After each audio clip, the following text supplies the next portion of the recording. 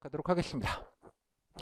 자, 죄송하지만 이번 강의는 약간 좀 진짜로 강의 모드로 갈 수밖에 없는 것이, 왜냐면 이걸 하려면 7급 때는 조곤조곤 마이크 돌리고 이렇게 약간 디스커션식으로 하는데 하나는데 2시간씩 걸립니다. 왜냐 그러면 여러 가지 사안들에 대해서 이제 반론도 하고 서로 이렇게 보여나 이렇게 해야 되는데 이러면 시간이 2배, 3배 일단 걸리기 때문에 뭐 그렇게까지 7급은 이쪽 질문들이 되게 많아요. 거의 대부분이. 그래서 보니까 정책 툴에 대한 공부를 해야 되기 때문에 어차피 해야 돼서 되게 좀 빡세게 좀 하는 부분이 있는데 여기서는 조금 제가 시간을 아낄 겸 먼저 여러분이 꼭 좀 푸셔야 됩니다. 풀고 나서 들으셔야지 안 풀고 나서 들으시면 듣거나 또 후기까지 다 보셔도 좋아요. 하고 나서 꼭 들어주시기를 바랍니다. 그래야지 한 것들이 좀 정리를 하는 느낌으로 좀 제가 설명을 드릴 수밖에 없는 것 같아요. 그런 점들을 좀 양지를 좀 해주시면 좋겠습니다. 자, 첫 번째 장애인 의무 교육 편입니다. 자, 문제를 좀 먼저 볼게요. 이제 여러분이 푸신 걸 전제로 하고 합니다. 자, 문제를 다시 한번 이제 복기를 해보죠. 여러분들 어떤 부분들을 본인이 본 부분과 어느 부분의 포인트인지. 자, 이 문제, 자, 장애인 고용 담당 주무관이에요. 아마도 고용노동부일 가능성이 높죠. 그렇다고 고용노동부 나온 건 아니에요. 보시면 알겠지만 중요하지 않아요. 그런 건. 자, 장애인 단체에서는 장애인의 고용기회 창출을 위해 의무 고용률 대폭, 그죠? 대폭 이런 말들이 다 의미가 있는 말이죠. 상향을 주장하고 있고, 그래서 A 부처에서는 이를 고려하여 상향하는 방향을 검토 중이에요.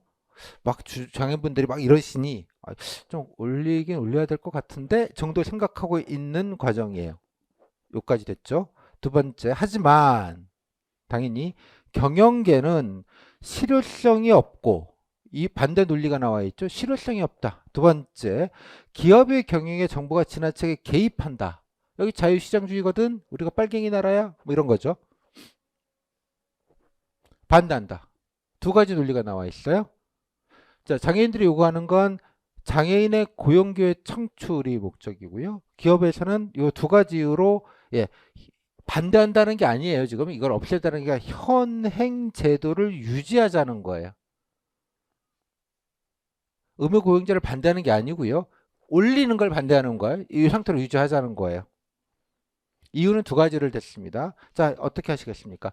자, 이런 문제가 이제 완전히 이게 약간 그 정책 뭐 이렇게 뭔가 대처하는 듯한 느낌, 상황령 같지가 않고 느낌이 약간 그런 간지가 확 드는 문제죠. 물론 이게 7급 문제이긴 합니다만 7급이 되게 이런 과로들 많이 주기는 해요. 하지만 9급이라고 이런 게 안 나오는 게 아니라 더 어려운 문제는 9급 때도 꽤 많이 나왔습니다. 사실은 특히 이제 행정직군에서 주로 이제 이런 경우들이 많이 나오는데요. 자, 어떻게 해야 되겠습니까? 자, 이 문제 중에서 제가 판단할 때 가장 중요한 단어 하나를 꼽자면 뭘까요? 그죠? 예, 정답이죠. 실효성입니다. 이 말이 무서운 말이에요. 그러니까 항상 이런 걸 때 글자를 보지 마시고 의미를 자꾸 이렇게 되새김을 조금씩 하셔야 돼요. 실효성이 없다는 말은 무슨 말일까요? 아니, 올려봐야 장애인이 고용이 늘어나는 게 아니거든. 이런 말이에요. 올리는 게 아니거든. 이런 말이에요. 다음에 저는 여기에는 사실 기업의 경영에 정부가 지나치게 개입한다. 제가 문제를 만들었으면 이렇게 문제를 안 만들었고 이 워딩을 어떤 문제로 넣었느냐. 기업 경쟁력에 저하되어 기업에 피해를 입힌다고 주장하며라고 했을 것 같아요. 기업의 생산성을 떨어뜨려 기업 글로벌, 요즘 글로벌 시대니까 어저께 뭐 대통령 미국 대통령까지 와서 뭐 글로벌 뭐 공급망 뭐 이래가면서 얘기를 하시더만요. 예. 기업의 국제적 경쟁력을 따라서 국력의 저하가 된다. 뭐 이렇게 썼을 것 같아요. 지읒일보 서럽죠. 이렇게. 자, 어떻게 해야 되겠습니까? 그럼 고려할 사항은 뭘까요? 잘 생각을 해보세요. 뭘 고려해야 될까요? 일단 아까 말씀드렸죠. 일단 뭐부터 확인을 해야 되죠. 그죠? 이게 과연 실효성이 과연 있는가 없는가, 아까 데이터 팩트 체크부터 먼저 해야 되는 거예요. 물론 여기 자료는 없으니까 쓰실 때는 알아봐야 되겠다. 이게 지금 어느 정도는 들어와야지 그래도 완결성이 있다고 보는 거예요. 뭘 찾아봐야 될까요? 과연 장애인 의무 고용률이라는 건 옛날에는 없었다가 만들어지고 그러니까 여기서 약간의 백그라운드 지식이 좀 필요해지는 부분들이 있는데요. 아, 장애인을 의무적으로 고용해놔야 되나 봐. 이런 게 알고 계시면 되게 좋아요. 당연히. 당연히 공무원들도 장애직례를 따로 뽑죠. 예, 그게 다 의무 고용률 때문에 그러는 거예요. 법적으로 하게 돼 있기 때문에 그렇습니다. 그죠? 예.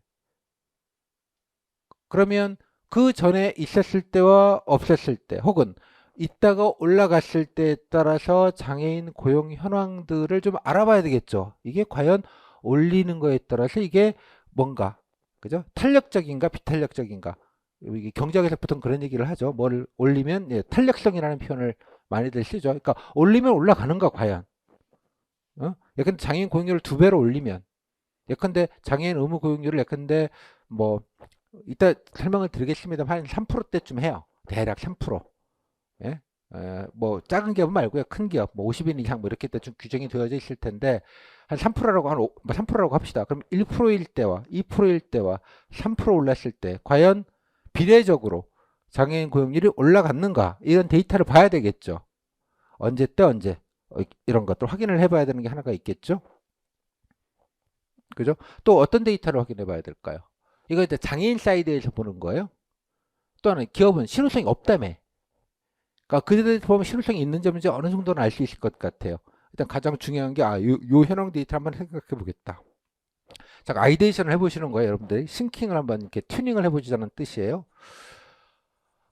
됐죠? 그걸 확인해 보고. 근데 뭐 약간 오르는 게 있다고 이게 뭐 가정을 해가면서 문제를 할 수밖에 없기는 한데, 근데 만약에 그러면 이제 만약 실효성이 있으면 올리는 게 당위성이 생길 거고요. 뭐 실효성이 별로 그렇게 그러니까 그렇게 올리는 만큼 장애인 고용률이 늘어나고 있지 않다 현실적으로라고 하면 실효성이 없다고 가정할 수 있는 거잖아요.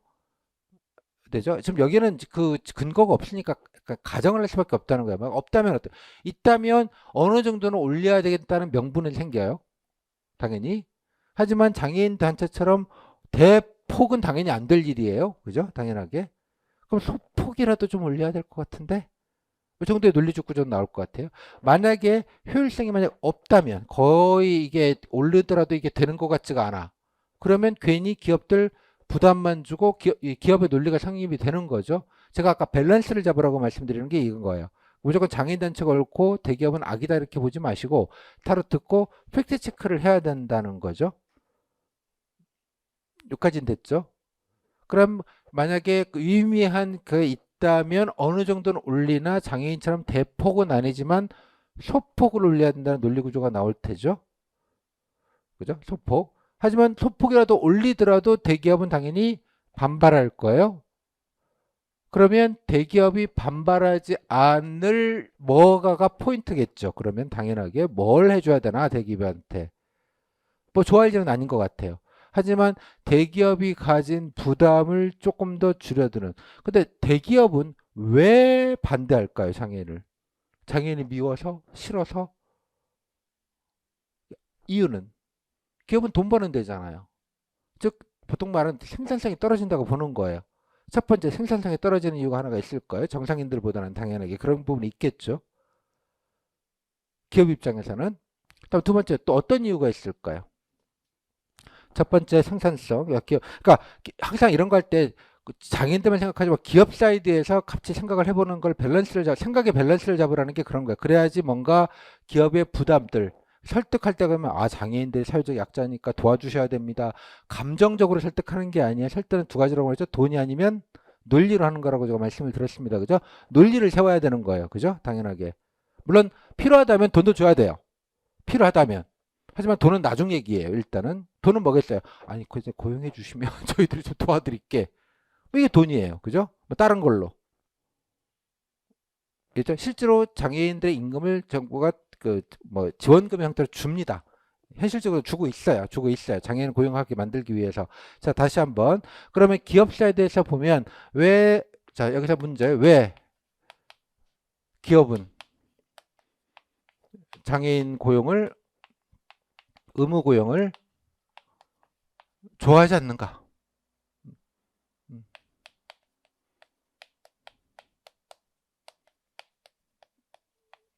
생각을 해봐야 되죠. 첫 번째는 뭐 상식적인 거예요. 첫 번째 아까 말씀드린 대로 뭐야? 생산성 저하예요. 두 번째는 그죠? 엑스트라로 돈이 들어요. 비용이 들어요. 엑스트라로. 어떤 비용이 들까요? 추가 비용이 든다고요. 어떤 비용? 인건비 내지 노무비 내지 시설비가 더 들어요. 왜? 여러 가지 장애인 지원 방안, 하다못해 화장실이라도 장애인용을 만들어야 되고요. 하다못해는 아니죠. 예, 반드시. 예를 들면 휠체어가 들어갈 수 있는 엘베도 만들어야 돼요.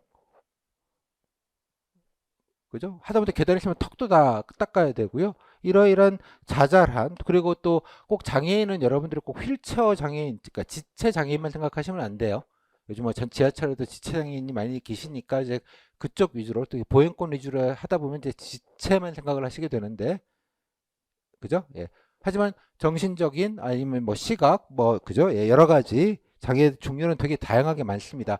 근데 시청각 시각이 어려운 분들은 뭐 여러 가지 보조 기구들, 예, 이런 것들도 필요할 수 있어요. 그죠? 이건 다시 추가적으로 돈이 든단 말이에요. 그 대기업이나 기업들이 장애를 미워하는 게 아니라 이런 현실적인 이유 때문에 생산성도 떨어지는 데다가 추가 비용도 발생하니 이제 기업에게는 부담스러운 거죠. 부담. 이거 자체가. 여기까지는 됐죠? 그러면 만약에 올리더라도 이 두 부분을 해결을 해줘야 될 거 아니겠어요? 이 두 부분을, 추가 비용이나 이 부분을, 그죠? 만약 해준다면, 따라준다면 이게 보완이 돼야 된다는 거예요. 짝으로. 당신들이 좋은 일이니까 참아 이렇게 될 게 아니라는 거죠. 그러면 이거는 생산성의 부분은 어떻게 보완을 해주면 되겠어요? 장애인들이라고 해서 물론 다는 아니지만 장애인에 관련돼서 그래도 어느 정도 정상인의 뭐 예를 들자면 적어도 뭐 한 80%, 7, 80% 정도의 노동 생산성을 가져야 된다고 가정을 한다면 그 정도로 올릴 수 있게 뭐가 필요하겠어요? 교육이 필요하겠죠. 교육이. 장애인의 맞춤형 교육이 필요하겠죠. 하지만 기업들이 장애인 몇 명들 따로 이렇게 교육을 시켜줄 수 있는 여건이나 이런 것들이 되기는 현실적으로 좀 어려울 것 같아요. 그죠? 그러면 어떻게 되죠? 이거를 공공회사, 정부가, 공공 혹은 정부가 어느 정도는 커버레이지를 해줘야겠죠. 맞춤형 교육비 스름하니. 여기 일단 하나가 있을 것 같아요. 직업교육이나 관련된. 물론 세상에 회사가 100만 가지가 있고 일도 100만 가지가 있기 때문에 모든 일을 다 장애가 할 수 있을 부분은 아닐 것 같아요. 그러면 장애인에 관련된 업무를 특화된 업무들, 장애인의 당연히 할 수 있는 뭐 예컨대 뭐 전산 쪽 업무들이 되게 많으시죠. 예, 컴퓨터에서 할 수 있기 때문에 컴퓨터는 되게 보조기구가 잘 발달되어 있어서 뭐 웬만한 거 가지고는 정상에 못지않게 하실 수 있다고들 합니다. 예, 아무튼 간에 특화된 업무들을 정부가 개발을 하고 이분들에 대해서 이쪽에 전직 교육들, 이쪽 관련된 교육들을 좀 특수하게 잘 시키고 비용을 들여서 교육은 다 돈이잖아요. 이렇게 돼서 기업들에게 해줘야 뭐가 있어요. 기업들이 장애인을 받으면서도 그렇게 어렵지 않을 수 있다는 뜻이에요. 부담을 줄여줄 수 있다는 것이고, 다음 두 번째, 이 부분입니다. 이 부분은 당연히 공공에서 지원을 해주면 되겠죠. 이거 만드는 때. 뭐 예컨대 화장실을 장애인용으로 따로 만드는 비용이라든가 뭐 엘리베이터를 보수한다든가 예컨대 장애인 관련된 여러 가지 광학시트나 이런 것들이 필요한 구매할 수 있는 비용들에 관련된 이런 금액적인 지원들, 재정 지원이죠. 일종의 재정 지원을 하는 게 일단은 우선이겠죠. 그러니까 이게 논리적으로 생각을 해보시라. 이렇게 생각을. 이게 무슨 정답 쓰는 거 아니니까요. 이런 식으로 왜 반대하는가를 생각하고 그 이후에 한두 가지라도 해서 요렇게 좀 보완을 해주면 되지 않겠는가라는 식의 생각만 하시면 돼요. 이렇게 막 체계적으로 쓸 거 아니고 그리고 보고서 쓸 거 아니기 때문에 이 정도의 생각들은 충분히 해보시라는 얘기예요. 반대한다는 이유들을 좀 생각을 해보시면 좋겠다. 자, 그 다음에 두 번째, 여기서 가장 중요한 문제는 여기서 나왔던 실효성이에요. 자, 그러면 논리적 규결은 어떻게 될까요? 논리적 규결은. 목적은, 자, 말했죠. 우리가 어디를 봐야 되는지를 가야 된다고 말씀 잊지 말라고 했어요. 남쪽을 이렇게, 이거의 남쪽은 뭐예요? 장애인들이 조금이라도 더 고용되는 게 남쪽인 거예요. 그 수단으로서 의무교육률을 올리자고 했어요. 하지만 올리는 게 알고 봤더니 그렇게 올린다고 해서 기업들이 올리니까 우리도 많이 뽑아야겠군. 그런 유인이 들 생각은 잘 안 들잖아요. 당연하게. 참고로 결론적으로 장애인을 안 되면 장애인 고용 의무 부담금이란 걸 냅니다. 이제 벌금 성격을 내요. 근데 그 돈이 싸지가 않아요. 싸면은 기업들이 아이 그냥 고용 안 하고 그냥 돈 내고 치우지 뭐 라는 유인이 생기잖아요. 대한민국 사회는 그렇게 허술한 사회가 아닙니다. 정부 시스템도 그렇게 허술한 주먹구구식 시스템도 아니에요. 다 존재해요. 여러분들 생각하는 거. 구멍이 별로 없어요. 가끔 있긴 하지만. 그래서 그렇게 제도 설계가 이미 다 되어져 있어요. 그 기업들은 뽑으나 안 뽑으나 안 뽑는다고 해서 무슨 혜택을 보는 건 없어요. 사실은 까놓고 말해서. 근데 다만 뭐겠어요. 다만 생산성 부분이단 말이에요.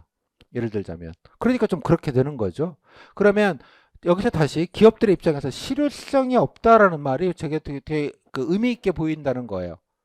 그러면 자 남쪽은 장애를 늘리는 거니 그러면 의무 경유를 올리기 이전에 이걸 실효성을 높이는 걸 먼저 가야 되는 게 아니냐는 거지. 이게 상생 방안이죠. 잘 생각해보죠. 그럼 장애인을 올려서 좋고 기업들은 괜히 부담 안 가져서 좋은 거예요. 현실적으로 이게 어떻게 되면 장애인 의무경을 올리면요. 그 올리는 갭만큼 기업들이 부담하게 되잖아요. 예전에 100명인데 3명만 장애인을 뽑으면 됐었어요. 예를 들자면 3%. 근데 갑자기 5%를 올려버렸어요. 그러면 5명을 고용해야 되는데 그럴 수가 없거든요. 그러면 2명치를 다시 벌금으로 더 내라는 얘기가 돼버려요. 기업 입장에서는. 그러니까 세금 뜯긴다는 표현을 쓸 수밖에 없는 거예요. 이게 뭐야? 이런 느낌인 거예요. 됐죠? 무슨 말인지? 그러니까 기업들의 생산성도 그 정부는 중요한 공공의 선이에요. 왜? 기업의 생산성이 높아야 세금이 들어오고 세금이 들어와야 나라가 운영이 되는 거잖아요.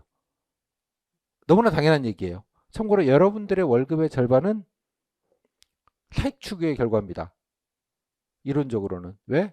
여러분의 월급은 세금으로 구성되어 있잖아요. 거의 100% 우정직을 제외하고는 우정직은 뭐 자체로 벌어서 쓰시니까 세금으로 구성되어 있고요. 우리나라 세수에 뭐 대충 그림은 이래요. 이걸 참고로 그냥 우리나라 세수가 420조 정도 될 겁니다. 지금 뭐 그건 모르셔도 되고요.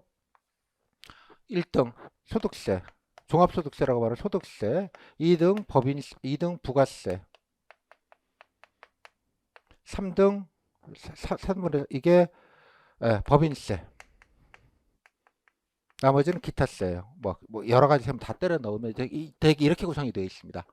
물론 이제 여기가 4분의 1보다 좀 넘어요. 예, 좀 넘어요. 얘가 1등, 그 다음 2등, 그 다음 3등이에요. 이 기타세 중에 가장 많이 차지하는 게 휘발유세입니다. 보통 에너지세라고 말하는 것. 되게 이렇게 구성이 되어 있어요. 그렇죠? 소득세는 뭐겠어요? 개인이 이익을 취한, 사익을 추구한 결과에 대한 과세예요. 됐죠? 부가세는 거래에 대한 과세예요. 이거는 뭐 가난한 사람이나 부자나 똑같이 내는 세금이에요. 요거는 회사가 개인이 아닌 회사가 사익을 추구한 결과입니다. 이 두 개 합치면 절반이잖아요. 여러분 원래 절반은 사익 추구의 결과예요. 그래서 제가 공무원 지원동기 말씀드릴 때 늘 그런 말씀드려요. 인간에서 사익을 추구하기보다는 공익을 추구한다고. 사익이 없으면 공익이 존재하지 않아요. 자본주의 사회는. 이해하셨어요? 그러니까 사익을 디스하지 말라고 제가 늘 말씀을 드려요. 됐죠? 뭐 이런 것도 참고로 좀 알아두시고요. 자, 그러면 이 실효성을 높이는 게 남쪽인 거예요. 제가 볼 때는. 그러면 이 개념을 딱 갖고 계시면 많은 것들이 이제 해결이 되죠. 이 개념만 갖고 계시면 실효성을 높일 방안은 뭐겠어요? 기업들이 부담을 줄여주는 거예요. 그죠? 고용률을 그냥 기계적으로 올리는. 고용률을 올리는 방법은 제일 편한 방법이에요. 가장 간단한 방법이고요. 그것처럼 쉬운 방법이 어디가 있어요? 쉽지. 끝. 근데 정부는 그렇게 하면 안 되는 거예요. 왜? 기업도 중요한 장애인만 중요한 정부의 어떤 정책의 대상이 아니라 물론 약자니까 배려는 하는데 약자를 배려한다고 다른 걸 무시하면 안 되는 거예요. 이게 공공의 가장 중요한 원칙입니다. 요즘 여러분들 양성평등 얘기를 많이 하시죠? 양평. 자, 한쪽 성이 부족하다고 함으로써 다른 성이 피해가 가면 안 될 일인 거예요. 당연하게. 이것 때문에 가짜뉴스가 많죠. 여자가 많이 뽑고 남자들은 더 덜 뽑는다고. 그렇지가 않아요. 전형적인 가짜뉴스에 저는 대선에서 많이 돌았었죠. 남녀 갈라치기 한다는 얘기를 하면서 추가로 더 뽑는 거예요. 그래서 예컨대 성이 많은 쪽은 딴 데가 어떻게든 상관을 안 해도 돼요. 이해하셨죠? 무슨 말인지 당연하게. 엑스트라로 뽑아주는 거예요. 즉 배려한다는 건 다른 배려받지 못하는 사람의 피해를 주면 안 되는 거예요. 너무나 당연하게도. 너무나. 여기까지 됐죠? 무슨 말인지? 그래서 이 질문을 보면 나중에 그거 나와요. 만약에 이렇게 상향했을 때 청년들이 역차별을 받는다. 고 주장하고 반대하면 어떡할래? 라는 질문이 있고요. 또 사회적 약자들이 예컨대 장애만 아니라 저소득, 예컨대 뭐 다문화, 탈북 뭐 이런 분들이 우리는 왜 안 해주냐며 반대하면 어떡할래? 라는 질문이 들어와요. 이거의 정답은 뭘까요? 배제 원칙이 아니라는 거예요, 이게. 장애인을 뽑는다고 청년을 안 뽑는 게 아니라는 거예요. 이렇게 되면 가짜 뉴스가 되는 거예요. 여자를 뽑느라고 남자를 안 뽑는다는 것 가짜 뉴스인 거잖아요. 똑같은 개념인 거예요. 카테고리가 다른 거예요. 다른 걸 섞어놓고 얘기하면 안 되는 거죠. 그러니까 청년 지원 정책은 별도로 존재하는 거예요. 이해했죠? 장애인 중에는 청년이 없어요. 그러니까 이런 단순한 그 가짜 뉴스에도 많이 낚여요. 가만히 생각해보면 아니잖아. 아주 단순한 건데. 그 감정에 사로잡히면 그런 게 안 보인다는 거예요. 갑자기. 됐죠? 다음 저소득층이나 탈북민들이나 이런 분들이 장애인 의무군에서 반대를 한다 그러면 어떡할래라고 하면 이건 별도의 그러니까 저소득층을 위한 배려 정책이 있고 다문화 탈북 청년에 관련 탈북 그 민에 대한 세터민이라고 하는 분들에 대한 지원 정책은 또 따로 있어요. 그게 따로 있다고 해서 그걸 장애인에 대한 차별이라고 얘기하지 않잖아요. 예를 크게 보면 그러니까 질문이기는 한데 그런 식으로 논리를 풀어가시면 될 일이라는 거예요. 이거는 그러니까 뻘개로 해야 되고 만약에 청년 정책이 부족하다 그러면 장애인 정책을 까서 이걸 올리는 게 아니라 이거는 이거하고 상관없이 놔두고 청년 정책이나 다른 정책들을 보강하는 게 맞는 거죠. 개념이. 그러니까 배려라는 말을 잘 이해를 하시라는 뜻이에요. 배려라는 표현은 이것도 사회적 배려 정책이잖아요. 대표적인 사회적 배려 정책. 됐죠? 정부가 왜 장애인을 배려해야 될까요?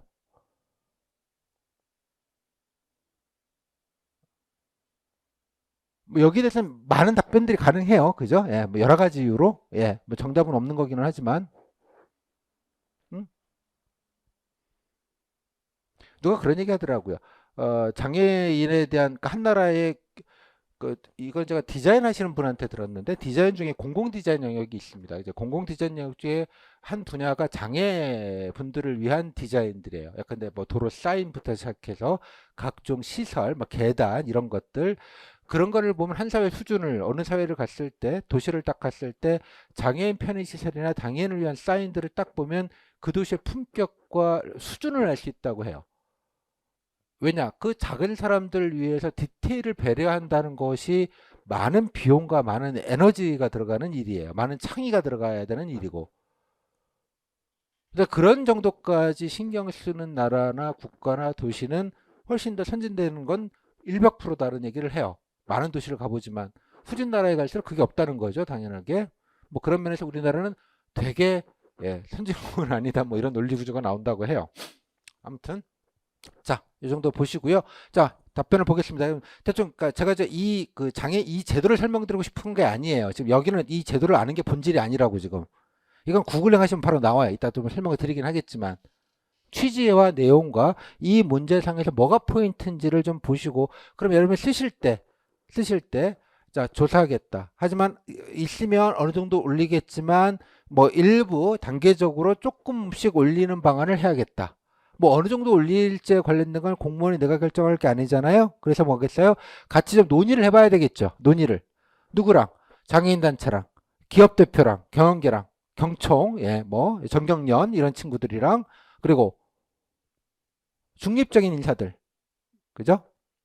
지금 현재 고용노동부는 아시겠지만 경사노위가 있죠. 예전에 이제 옛날에 뭐죠? 노사정위원회라고 예전에 지난 정부에서 이름을 바뀌었습니다. 이렇게 합의기구가 있습니다. 노동면제가 워낙 첨예하기 때문에 노쪽 대표, 양대노총이 들어오시죠. 사측 대표, 경영계들, 뭐 경총이나 이런 데서 들어오시고요. 다음에 이게 뭐죠? 중립위원? 공익위원? 중립위원? 공익위원이라는 말이 맞는 것 같아요. 공익위원들, 뭐 교수, 뭐 이렇게 이런 분들 이렇게 모여서 1대1로 노사, 그다음에 정부 사이드 오시고 뭐 이렇게 합니다. 그렇게 해가지고 주요한 근데 주 52시간제 같은 중요한 노동 현안들은 정부가 단독으로 결정하지 않고 이렇게 위원회 조직, 그 위원회니까 민간 합동이라는 얘기죠. 위원회 조직에서 결정하는 방식으로 갑니다. 이것도 마찬가지 그런 방식으로 결정할 수밖에 없을까 만약에 하게 된다면. 참고로 이거는 이미 다 법이 만들어져 있습니다. 사실 이 문제는 가상의 문제예요. 이미 법이 만들어서 시행이 되고 있는 문제라서 이미 법이 시행되어 있고 법에 따르면 단계별로 몇 년마다 한 번씩 0.5%포인트가 0.1%포인트가 계속 올라가도록 아예 법 자체가 설계가 되어져 있어요. 이미. 그러니까 이거는 그래서 그냥 가상의 문제예요. 그냥 그냥 문제용 문제일 뿐이라는 얘기를 말씀을 드리는 거예요. 근데 진짜 월드는 중요하지 않아요. 이런 판단. 다시 돌아와서 이게 만약에 실효성이 별로 없다. 만약에 이렇게 의무 고용률을 올리는 것과 장애인 고용률이 느는 것이 그렇게 연관성이 없다면 어떻게 되겠어요? 더 먼저 중요한 거는 이 실효성을 올리는 거죠. 연관성이 좀 있더라도 올리기 전에 뭐부터 실효성을 올리는 작업을 해야 될 것이고, 연관성이 없더라도 실효성을 올리는 작업을 먼저 하는 게 맞다는 거죠. 그럼 실효성을 올리는 방법은 뭐겠어요? 기업들의 부담을 줄여주는 거예요. 그러니까 어떤 정책에 이렇게 기억하시면 돼요. 어떤 정책을 쓸 때 효과적인 방법은 두 가지가 있어요. 대표적인 게 당근 방법과 채찍 방법이 있어요. 빠르고 진짜 졸 빠르게 하는 건 채찍이 세요. 걸리면 다 죽여버린다. 기업 같은 경우는 장애인 공부역 1%도 안 하는 기업들은 전면적인 세무조사 착수. 검찰총장이 압수수색 50번씩 하겠음. 바로 할 거예요. 바로. 하지만 그거는 지속 가능성이 없어요. 당연히. 그렇게 약간 이 물리적인 방법은 제가 늘 단톡방에도 말씀드렸다. 민주주의는 소란스러운 거라고. 하지만 인류 역사 체제가 민주주의를 선택한 이유는 뭐겠어요? 민주주의는 입 달린 자들은 다 얘기하자는 거 아니에요. 소란스럽죠. 의견도 싸우고, 그죠? 서로. 하지만 민주주의를 선호하는 이유는 뭐겠어요? 소란스럽더라도 빠꾸가 잘 안 돼요. 빠꾸가. 그렇기 때문에 더디 가더라도 소걸음이라고 이렇게 따박따박 가는 게 되게 중요한 거죠. 그래서 서구의 선진국들이 그 피를 흘리면서 몇백 년 동안 쌓아온 레벨이 있고, 우리는 기껏 해봐야 한 5, 60년밖에 안 된 민주주의이긴 하지만 되게 빠르게 거기 다가갔다고들 보통 얘기를 하는 거예요. 자, 그러면 다시 돌아와서 당근과 채찍이면, 채찍은 뭐겠어요? 의무상향을 올리는 게 채찍이에요. 일종의 안 걸리면 다 돈 내게 만드는 것. 그럼 당근을 해야 되는 거죠. 당근. 뭐예요? 안 하면 죽인다니네. 또 있겠지만 해주면 땡큐. 해주면 우쭈쭈 해드릴게요. 이게 먼저라는 거예요. 항상 정책할 때는 나쁜 거를 때려잡는 것도 물론 필요하나 잘하거나 잘 따라주는 것들을 선양하는 것이 중요하다. 그걸 보통 인센티브라고 표현을 하죠. 인센티브가 우선, 때려잡는 건 그 다음이에요. 때려잡는 규제 이런 건 그 다음이라는 거예요. 1순위는 따라주는 것들을 자발적으로 해주는 것, 자발성을 올리는 것. 그러니까 자발성을 해주면 인센티브를 주는 것이 1순위. 그 다음에 안 따라주면, 그 다음부터 이제, 시스템을 조지기 시작해야 되는 거죠. 그것도 전면적인 게 아니라 나쁜 애들부터 조금씩 조지기 시작해야 되는 거예요. 조금씩. 이해하셨죠? 조금씩. 아까 단계적으로 만약에 올린다고 칩시다, 이거를. 그러면 어디부터 올려야 될까요? 나쁜 애들부터 올려야겠죠. 착한 애들 말고. 어디가 나쁜 애들일까요? 이 문제에 대해서. 다른 데 비해서 현격하게 장애인 의무교육을 안 하는 데부터. 그죠?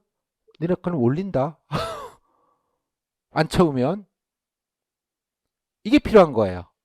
됐죠? 느낌이. 들어보시면 당연한 얘기예요. 자, 선양이 우선이다. 규제는 후순이다. 규제를 하더라도 최소한으로 한다. 어디부터 한다?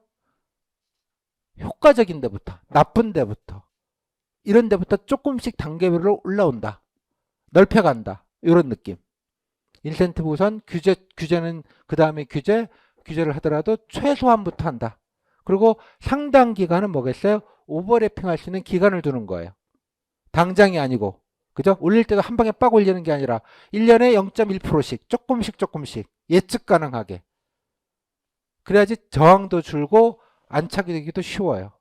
그런데 이 문제는 거기까지 가지 않더라도 실효성을 높이기 위해서 인센티브나 잘하는 것들을 어떻게든 우쭈쭈쭈 해줄 거냐가 본질일 수 있는 거예요. 그러면 이렇게 생산성이 나는 것도 도와주고 이런도 도와주고, 어떤데 지키려고 하는 애들, 그죠? 그렇게 해서 조금이라도 장애인이 더 고용되는 것. 그래서 가장 좋은 건 상용률을 올리지 않더라도 많이 될 수 있는 거겠죠. 여기까지. 자, 이 정도 설명드렸고요. 바로 질문을 한번 볼까요? 자, 그냥 제가 그냥 설명을 드릴게요. 여러분들이 이제 실제로 해보시면 좋겠어요. 뭐 대처를 쓰시면 되겠고요. 자, 뭐가 필요한 자료가 뭐냐? 아까 보셨죠? 통계를 봐야 되겠죠. 이제까지 히스토리를 봐야 되겠죠. 또 어떤 게 있겠어요? 우리나라가 그렇다면 일본은, 대만은, 그죠? 우리랑 교육체제가 되게 비슷한 나라들이죠. 외국 사례까지 포함해서 어떤지 본인이 뭐 외국 갈 거 아니잖아요. 그럼 전문가한테 의뢰도 하고 물어도 보고 뭐 이런 작업들이 필요하겠죠. 의무 고용률과 실지 고용률, 장애인 의무 고용률과 실지 고용 간의 상관관계 이런 것들에 대한 좀 근거가 있어야지 장애인 단체가 됐건 기업이 됐건 그걸 들고 뭐가 얘기를 할 거 아니겠어요, 그죠? 그게 있어야지. 그거 얘기고요. 다음 판단 근거는 뭘까요? 이 질문은 같은 질문일 수 있어요. 위 질문이거나, 그죠? 어떤 근거로 현황이나 이런 걸 좀 보고 판단해야 되겠다. 기업에서는 실효성이 없다고 주장하니 과연 실효성이 없는지도 봐야 되겠고, 장애인분들은 올려야지 장애인 고용이 많이 늘어난다고 하니 그것들에 대한 좀 과학적인 혹은 통계적인 뭐 국내외 사례들을 좀 조사하고 그걸 기반으로 해서 정책적인 판단을 좀 해야 될 것 같다 등. 또 필요한 자료는 뭐가 있을까요? 이런 것도 있겠지만 기업 사이드에서 다시 뭐겠어요? 왜 장애인 고용들을 하기가 어려운가? 악해서 그런 게 아니죠. 뭐가 현실적인 어려움인가? 그럼 생산성이라고 얘기하는 기업들도 있을 것이고 여러 가지 추가 비용이 들어가는 부분도 있을 것이고 현실적인 어려움, 업무적인 특징도 있겠죠. 물류회사에도 장애인분들 하기는 일들은 제한이 있을 거 아니에요. 예를 들자면 장애의 특성에 따라 또 반대로 어떤 조사가 필요할까요? 거꾸로 어디는 이 장애인이 일하시기 힘들겠구나. 그러니까 그런 어떤 그 물리적인 노동이 많은 업종에 같은 경우는 장애인 의무 고용하기가 되게 부담스럽겠죠. 여러 가지를 하고 싶어도 뭐 영세한 건 말할 것도 없고 어떤 반대로 반대의 경우도 있으시지 않겠어요? 어떤 경우는 장애인 교육이 되게 효율적인 데도 있을 수 있어요. 꽤 많이 이루어지는 업종들도 확인해 보는 게 좋겠죠. 어떤 업종에서 장애인들이 수의 취업이 되고 잘 일을 하고 있는가? 요즘 보통 IT 얘기를 많이 하시죠. 개발자분 중에 장애인분들이 의외로 많으세요. 장애인분들이 어릴 때부터 컴퓨터를 끼고 살거든요. 대개의 경우 여러 가지 이유로. 그러다 보니까 이제 선수들이 되는 분들이 많으세요.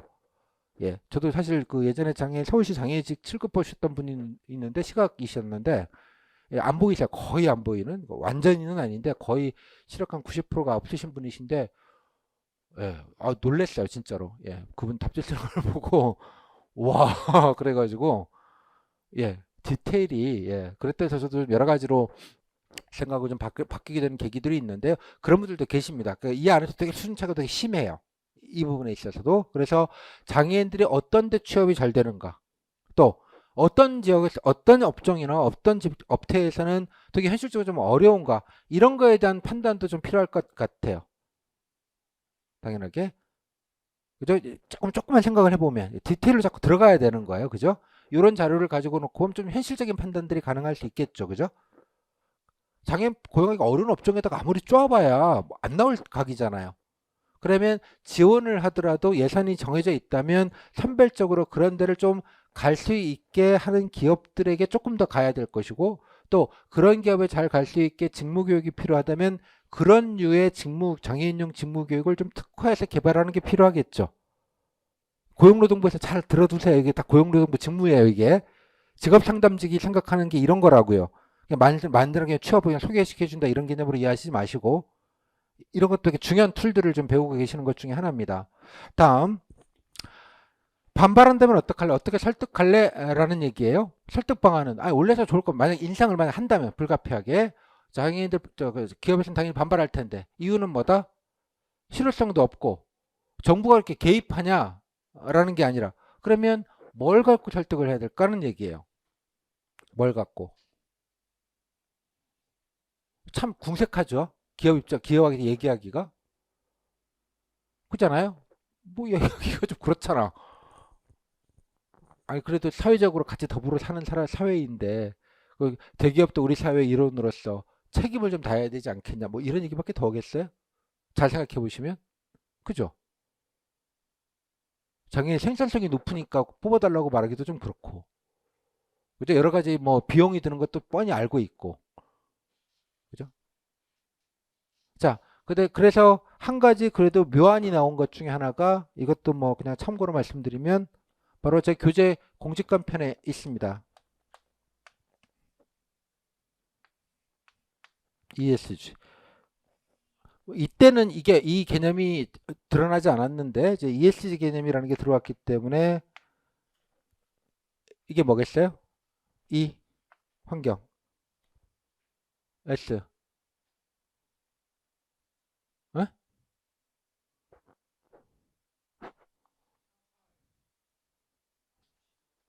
어? 교재 교재 없나? 교재 ESG 경영 처음 들어봐요.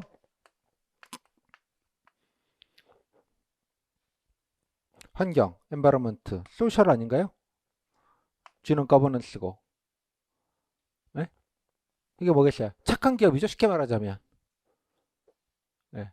이게 ESG 경영이라는 게 착한 기업이 왜? 기업이 착해야지 좋다가 아니라 착한 기업이 오래 가더라. 지난해부터 이제 굴지의 그 신용평가 기관에서 ESG라는 개념을 가지고 기업들을 평가하기 시작했습니다. 특히 이제 코로나 때 여러 가지 위기를 겪으면서 기업들이 영어로 서스테이너블하다 그러죠. 지속 가능성 있는 기업이 얼마나 되는가. 그러니까 반환경적 기업들 얼마 못 간다 당연하게. 뭐 이런 것들 지금은 잘 나가는 것처럼 보이지만 아주 길게 보면 자 ESG 경영에서 뭐겠어요? 이렇게 사회적 책임을 다하는 기업들이 결국은 신망받고 고객들로부터 사랑을 받고 믿음을 받기 때문에 종국에는 이런 기업들 위주로 살아남을 것이고 따라서 이런 기업 이건 기업들의 착하라고 하는 게 아니에요. 그죠? 신용평가 회사들은 돈놀이 하는데요. 돈놀이. 자, 이런 기업에 투자하세요. 여기가 나아요. 이런 얘기예요. 돈놀이 하자고 지금 이런 줄을 세우는 거거든요. 신용평가 회사는 딴 게 아니라 착한 기업 만들기 운동을 하는 거 아니에요. 투자할 가능성이 높다고 보는 거예요. 이런 데가. 리스크가 적다라고 보는 거죠. 그래서 이런 거를 들고 설득을 할 수 있겠다 이런 얘기들도 좋은 논거일 수 있다는 뜻이에요. 이때는 그런 게 없었어요. 재작년부터 갑자기 나오는 바람에 이 개념이 ESG. 그래서 이것도 면접용으로 답변하시기 졸 좋잖아요. 있어 보이고 간지나고 기억 좀 하시라고. 그래서 교재 넣어놨다는 뜻이에요. 예. 이런 걸 가지고 좀 설득을 좀 해보겠습니다. 뭐 공색하긴 하지만 그래도 좀 없는 것보다 나으니까요. 다음. 자, 피해를 주장한다면 노동생산성 하락으로 인한 피해를 주장한다면 그럼 뭐겠어요? 정부가 좀 도와줄게요. 그러면 피해가 있는 부분들은 좀 최대한 피해를 좀 없게는 만들 수는 없겠지만 좀 도와드릴게요, 정부가. 라는 논리가 생길 수 있겠죠. 그럼 뭘로 도와줄래? 아니, 이렇게 비용 들어가는 거 저희들이 조금 해드릴게. 일단. 이런 거. 또, 정부가 해줄 수 있는 혜택이 뭐가 있을까요? 대표적인 게. 세금을 깎아주는 거는 쉽게 얘기하시면 안 돼요. 왜? 세금 깎아주는 거의 주체는 정부나 국세청이 아닙니다. 누구예요? 돈과 관련된 건 1.1획도 정부가 할 수 있는 건 없어요. 깎아주는 것도 마음대로 할 수 없습니다. 1원도. 단 1원도. 정부가 할 수 있는 건 천천히 내세요, 나눠서 내세요밖에 못해요. 그것도 엄격한 기준이 있어요. 세금에 관련된 건 단 1.1획도 국회의원들이 해야 됩니다. 즉 국민들이 하셔야 돼요. 그죠? 세금을 깎아주는 걸 추진한다까지는 할 수 있어요. 국회에다 설득을 하겠다 이렇게 그 입법 상황이기 때문에 그래요. 그죠? 세제 혜택 추진 이렇게까지 가면은 뭐 정확한 표현이기는 해요. 제가 7급들한테 세제 혜택 쓰면 그냥 뺨따구를 때려버린다고 맨날 말씀을 드리는데 세제 혜택을 마음대로 주는 게 아닙니다. 그죠? 물론 되게 뭐 실질까지 아실 건 없겠고요. 그때그때 급하게 필요하면 이제 조특법이라고 세무직은 잘 아시겠습니다. 맨날 갑자기 외울 거 갑자기 툭툭 생기니까 뭐 그런 것들을 이용하긴 합니다만 결론적으로 하는 게 입법 사항입니다. 그건 함부로 가지 마시고요. 다른 건 없을까요? 착한 기업. 이미지를 정부가 해준다고? 그렇지. 뭐 그런 것도 있겠죠. 그죠? 정부가 공인한 착한 기업. 예, 뭐 이런 거 하면. 근데 뭐 그것도 좋을 수 있어요. 예, 당연하게 좋은 일이죠. 돈 안 들이고 간판만 주면 되니까. 예, 그걸 보통 자 여기서부터 좀 이따 설명을 드리겠습니다. 어, 여기 메모만 하기 이따 설명 드릴 거니까 정부가 줄 수 있는 혜택, 인센티브라고 합시다. 팁브 뭐가 있을까요? 이게 툴을 아시는 거예요? 정부가 어떤 혜택을 줄 수 있을까? 좀 개념적으로. 아까 이러이러한 어떤 지원금을 주는 방법이 있었어. 이걸 그러니까 러프하게 한 지원금이라고 합시다. 예, 여러 가지 지원금을 준다. 뭐 고용지원금, 뭐 시설 관련된 지원금을 준다. 오케이. 돈 주는 거, 직접적으로 꽂아주는 거. 두 번째,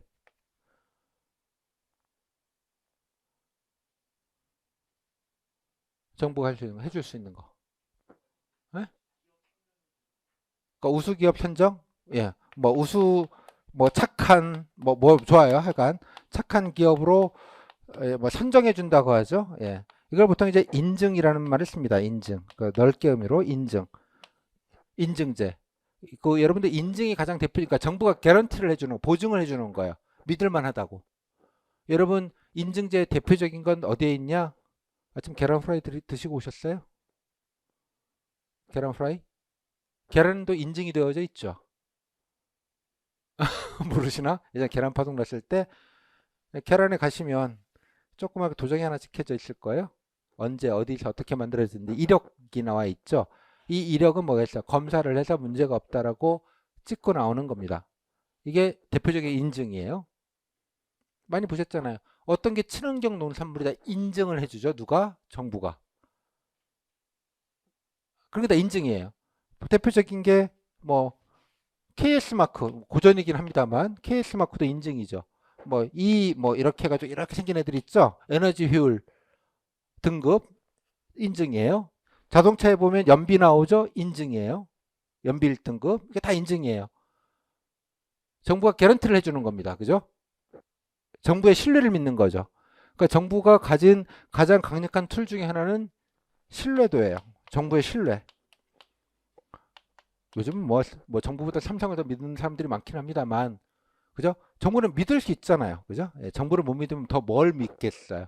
이런 신뢰를 바탕으로 한 인증을 해주는 방법이 있습니다. 그죠? 좋은 기업이에요. 착한 기업이에요. 장애인들, 사회적 배려 기업. 뭐 이런 식으로 이름을 붙여서 할 수 있겠죠. 그럼 기업들 그거 어디다 써요? 그거 어디다 써요? 뭐 약간의 홍보와 광고 효과가 있겠죠. 그런 것들이. 뭐 일부 요런 분위기 때문에 뭐 주가에도 일부 영향이 있을 수 있어요. 정부에서 이렇게 인증받았다 그러면 이해하셨죠? 이걸 사적으로 인증을 해주는 대표적인 데가 뭐 생산성 본부 같은 데서 뭐나 탑 브랜드 12 뭐 이런 거 하는 거 있죠? 그런 게 이제 야매로 돈 내고 하는 예 가짜 인증 방법 중에 하나죠. 사적 인증 방법. 사람들이 정보가 워낙 많으니까 믿을 만한 제품을 빨리 알 수 있게 하는 되게 중요한 툴 중에 하나입니다. 사실상 여러분들이 이게 인증의 방법이 하나가 있습니다. 신뢰를 바탕으로 한 세 번째 방법은요.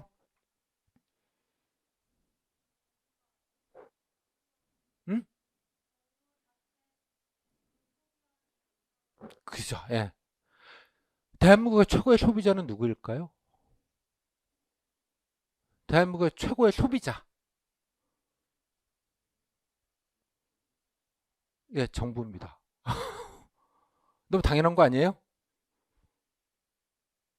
정부가 도로를 뽑는 것도 소비하는 겁니다. 누구한테? 건설 회사한테 돈을 주고 소비하는 건 행위죠. 물품도 소비하는 것이고요. 다 소비하는 거잖아요. 소비라는 말을 뭐 이렇게 쓰는 건 아니긴 합니다만 개념적으로. 그래서 정부 정부가 구매력을 이용하는 겁니다. 구매력. 구매력을 이용하는 게 또 하나 툴입니다. 빅바이어잖아. 빅바이어. 제일 큰 바이어. 그럼 정부는 구매를 할 때 일반 기업은 구매를 할 때 싸고 좋은 걸 삽니다. 정부는 꼭 안 싸고 꼭 품질이 좀 부족해도 삽니다. 왜? 그냥 구매자가 아니라 선한 구매자에 대해 이런 표현을 보통 쓰는데요. 선한 구매자 혹은 선한 고용주 뭐 이런 표현을 많이 써요. 실제로도 학계에서 선한 무슨 말이겠어요? 착한 사람들, 착한 기업들 거를 사줘요. 근데 그 기업이 조금 삼성보다 후져. 좀 비싸. 그래도 사주는 겁니다.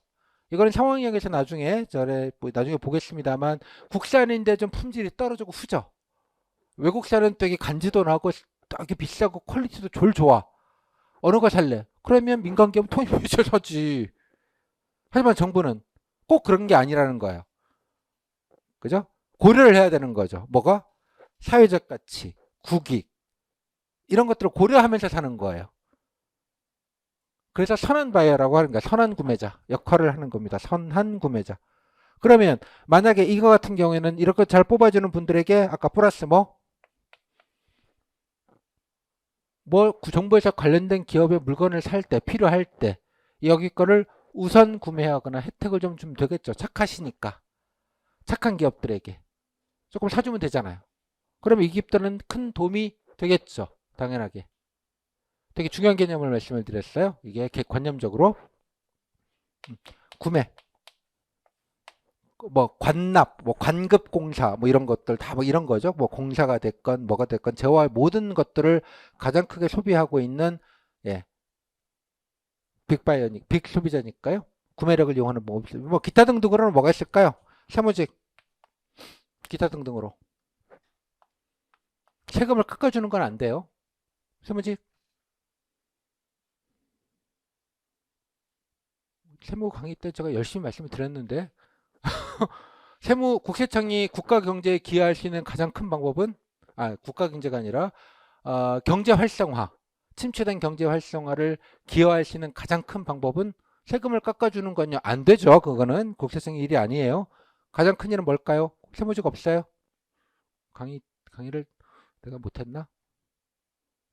네, 세무조사 유예. 세무조사 안 해줌. 유예 안 해줌이라는 말은 안 하고 유예라는 말을 합니다. 이게 얼마나 큰일인지는 장사해 보신 분들은 알아요.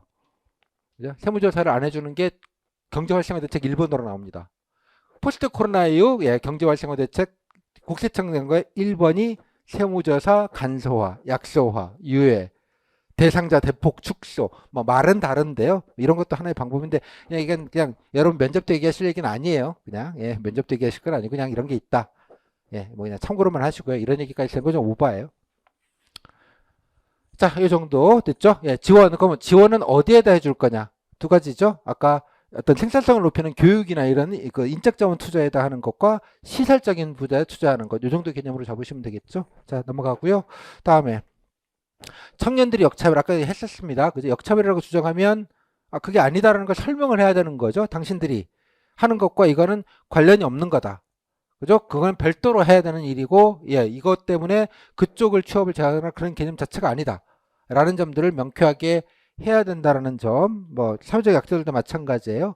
언론의 비판적 보도는 설명을 잘하면 되는 거니까 이건 잘 아실 것 같아요. 이러이러하게 필요성이 이러하다라는 것, 블라블라 됐고요. 다음에, 자, 여기 의무교육 인상이 장애인 교육의 실효성이 있을까? 자, 이게 실제 질문입니다. 이렇게, 요거, 그 문제에 관련된 내용을 정책 변경형의 대표적인 유형이 이런 건데요. 정책에 관련된 얘기들 그냥 쐈으면 한두 개만 이렇게 툭툭 물어요. 점검용으로 두세 개만. 그 다음에 이제 이 약간 본질적인 질문으로 넘어가요. 여기가 이제 깝깝한 거예요. 여기가 요 지점이 갑자기 훅 들어오니까 이게 항상 이런 게 들어. 이 내용 자체를 물어볼 수 있다는 생각을 늘 하셔야 돼요. 그 자체를 당위성에 관련된 질문들을 많이 해요. 당위성 아니면 이 문제를 근본적으로 해결할 방안이 뭐냐 약간 이런 식의 프레임으로 엔딩 질문이 구성이 돼요. 물론 초보적인 질문에서 헤매시면 여기까지 질문이 안 갑니다. 요거 몇 개 하다가 끝나요. 하지만 이게 좀 잘 되면 될 분들일수록 여기까지 갈 가능성이 높죠. 이해했죠? 무슨 말인지. 좋은 일에 이런 질문을 받는다는 건. 물론 부담스럽기는 하지만 미리 생각은 해두셔야 된다는 얘기예요. 항상 요거 보고 또 이런 원론적인 질문, 엔딩 질문을 할 수 있겠군을 생각하고 약간 시뮬레이션을 돌리고 들어가야 된다는 얘기예요. 갑자기 딱 받으면 어버버버 할 수밖에 없어요. 첫 번째, 실효성이 과연 있을까? 라는 질문. 그죠? 실효성을 높이기 위해서는 그럼 어떻게 해야 되겠냐? 원론적으로. 이런 류의 질문. 두 번째, 기업들이 부담금만 내고 하지 않으면 어떡할래? 라는 질문. 자, 이 질문 어떻게 해야 될까요? 안 하면. 네. 총수를 불러다가 광화문에 효수를 시키고 삼족을 멸하겠습니다. 이렇게 할 수 있는 거 아니잖아요. 자본주의 국가인데. 그죠? 낸 걸로써 의무를 한 거예요. 책무를 한 거예요. 사실은. 얄밉기는 하죠. 그죠? 얄밉기는. 안 낸다면 현실적인 똑바른 방안은 없으나, 그죠? 그럴 때 뭘 팔면 되겠어요? 장기적으로, 이런 게 뭐겠어요? 잘 되는 사례를 보여주는 거예요. 잘 되는 사례. 그죠? 잘 되는 사례. 잘 돼서 아까 보셨죠? 이거 진짜 좋아요. 이거. 그런 거를 해서 이런 데서 높은 평가를 받고 주가가 오른다. 이게 이해하셨죠? 좀 부담스럽지만 이런 거를 잘 지켰을 경우에 훨씬 더 이런 거를 가지고 좀 근거를 가지고 좀 설득하고 좀 유도를 할 수 있도록 노력하겠다 정도가 좋은 답변이라고 생각해요. 원론적인 답변밖에 하기는 힘들어요. 당연하게. 뭐 대단한 아이디어를 낼 수 있는 건 아니니까요. 그다음에 마지막으로 기업이 장애인 고용에 적극적으로 자발적으로 적극적으로 참여할 수 있는 방안이 뭐가 있겠냐? 아까 이제까지 들어온 거에 종합판 같은 느낌이죠. 뭐겠어요? 부담을 안 주게 한다. 도와준다. 그리고 적극적으로 인센티브, 착한 기업들, 지켜주는 기업들에게는 선양하겠다. 이러한 걸로. 그죠? 그리고 장기적으로 그렇게 한 것이 기업의 자체적인 가치를 높이는 일이라는 사례를 발굴하거나 사례를, 근거를 모아서, 국내외 사례를 모아서 이런 것들을 좀 널리 알려서 인식 개선을 하겠다. 흔히 나오는 게 엔딩 지문이 인식 개선이 많이 나와요. 인식 개선. 여기 제가 안 썼는데요. 장애인 고용에 대한 인식을 개선하려면 어떻게 할래? 라는 질문이나 요거나 같은 말이에요, 사실은. 그잖아요. 이게 같은 질문이라고. 장애인 인식 개선이라는 질문이랑. 어떻게 인식을 개선할까? 고용에 대해서 이 얘기잖아요. 잘된 기업이 이렇게 된다는 것들을 보여주고 또 했을 경우에 크게 손해가 나지 않고 장애인 고용했다고 이익을 볼 수 있는 건 아니나 적어도 손해가 나지 않을 뿐만 아니라 이렇게 예, 실제 지역의 가치에도 영향을 줄 수 있다. 이런 점들을 대해서 설득하겠다. 이제 이런 논리 구조면 훌륭한 거예요. 대충 톤을 맞추실 수 있겠나요? 이런 느낌? 됐죠?